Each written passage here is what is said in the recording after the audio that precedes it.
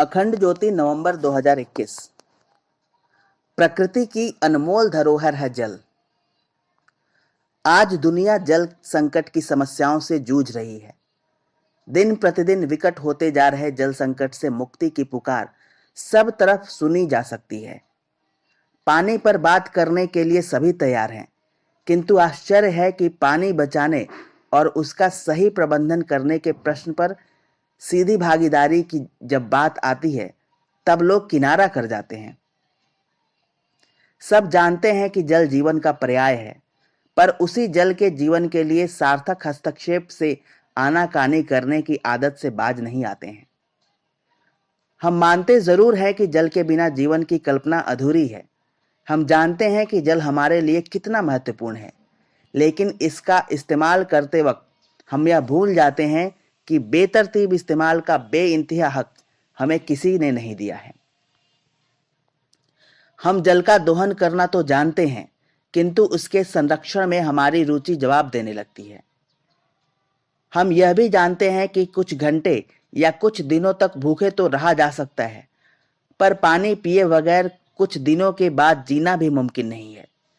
फिर भी अफसोस की बात है कि हम जल का दुरुपयोग एवं उसकी उपेक्षा करने के आदी हो गए हैं। अब समय की मांग है कि जल संसाधनों के प्रबंधन को हमें निजी जीवन ही नहीं, सामाजिक सरोकार से जोड़कर आगे कदम बढ़ाना चाहिए तथा इसके लिए स्थायी तरीके खोजने चाहिए। वहीं स्थायी जल प्रबंधन की रणनीति में भारत की युवा शक्ति का समुचित निवेश करना चाहिए। इधर यह खबर भी हौसला बढ़ाने वाली है कि जल प्रबंधन पर शोध के लिए होनहार युवक आगे आ रहे हैं। कई युवाओं को इस संदर्भ में अनेक पुरस्कार भी मिल चुके हैं। जल संरक्षण एवं प्रबंधन के कार्य में अनेक युवा आज शोधरत हैं।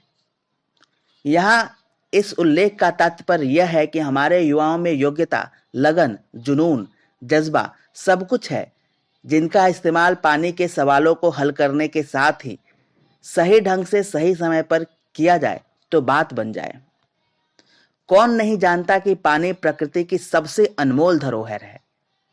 यह विश्व सृजन और उसके संचालन का आधार है, मानव संस्कृति का उद्गाता है, मानव सभ्यता का निर्माता है। पानी जीवन के लिए अनिवार्य है।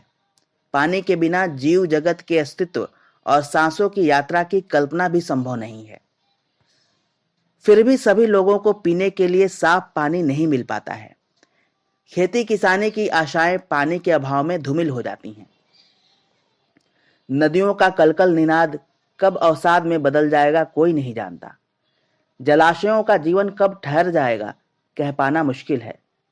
पानी न मिलेगा तो परिंदों की उड़ान पर भी सवालिया निशान लग जाएगा। वैसे भी उड़ान के लिए पानी रखने की जरूरत को हम भुला बैठे हैं। युवा शक्ति को स्वयंसेवी उद्यम के साथ साथ रोजगार मूलक अभियानों में नियोजित किया जाना चाहिए, ताकि वे जल चेतना के दूत बनकर व्यावहारिक स्तर पर श्रेष्ठ प्रदर्शन कर सकें। युवा शहरों और गांवों में पहुंचकर अच्छी आदतों से पानी की बचत का सार तत्व लोगों तक पहुंचाए। पानी पर हमारी निर्भरता दिनों दिन बढ़ती जा रही है और वही पानी के स्रोत दिनों दिन घटते जा रहे हैं। हमें पेयजल, दैनिक दिनचर्या, कृषि कार्यों और उद्योग धंधों में पानी की आवश्यकता होती है, जिनकी पूर्ति के लिए हम उपलब्ध जल संसाधनों के साथ साथ भूजल का भी भयानक दोहन कर रहे हैं। लगातार हो रहे दोहन से भूजल का स्तर प्रतिवर्ष नीचे जा रहा है। परिणाम स्वरूप जल स्रोत सूखने लगे हैं, जल संकट गहराने लगा है। वर्षा भूजल स्रोत बढ़ाने का कार्य करती है। भारत में औसतन 1300 मिलीमीटर के आसपास बारिश होती है। अगर हम वर्षा जल का उचित प्रबंधन करें तो यह हमारी आवश्यकताओं के हिसाब से पर्याप्त है। जरूरत है तो केवल वर्षा के जल को सहेजने की। वैसे भी पानी कोई समस्या नहीं है, बल्कि पानी का भंडारण और पानी को प्रदूषित होने से बचाना एक चुनौती है।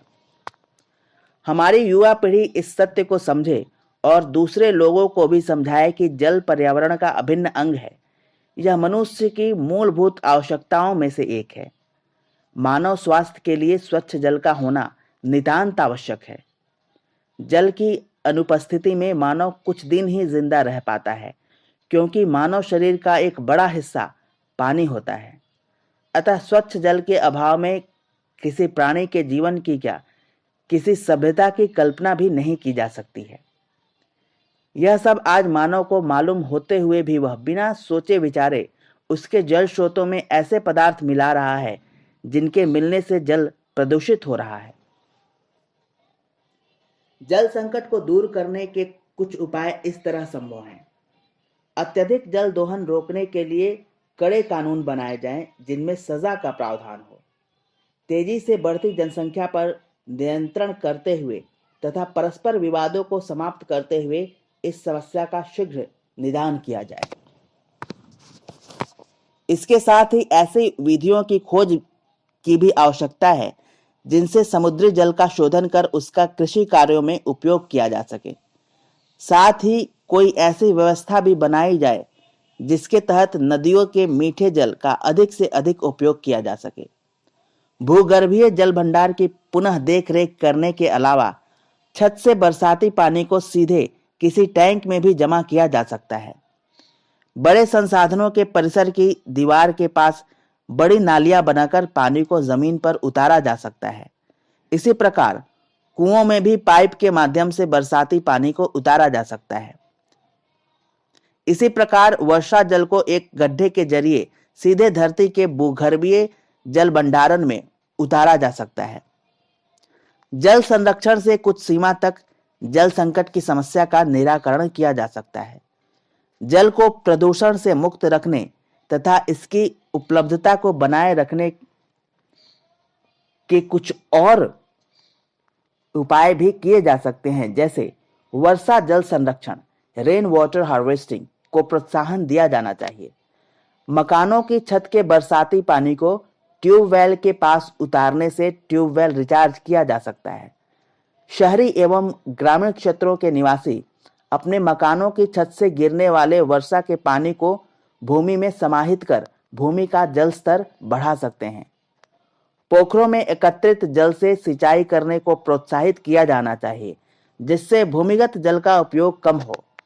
शहरों में प्रत्येक आवास के लिए रिचार्ज कूपों का निर्माण अवश्य किया जाना चाहिए, जिससे वर्षा का पानी नालों में न बहकर भूमिगत हो जाए।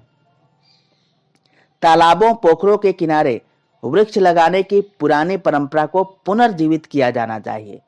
ऊंचे स्थानों, बांधों इत्यादि के पास गहरे गड्ढे खोदे जाने चाहिए, जिससे उनमें वर्षा जल एकत्रित हो जाए और परिणाम स्वरूप बहकर जाने वाली मिट्टी को अन्यत्र जाने से रोका जा सके।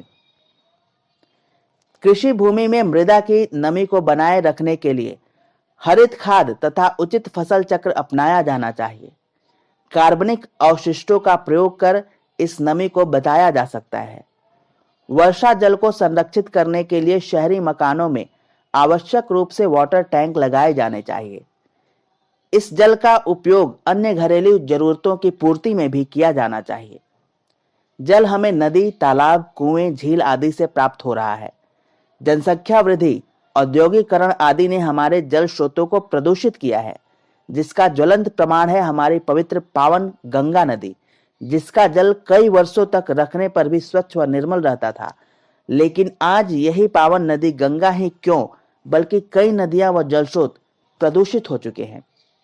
यदि हमें मानव सभ्यता को जल प्रदूषण के खतरों से बचाना है, तो इस प्राकृतिक संसाधन को प्रदूषित होने से रोकना नितांत आवश्यक है।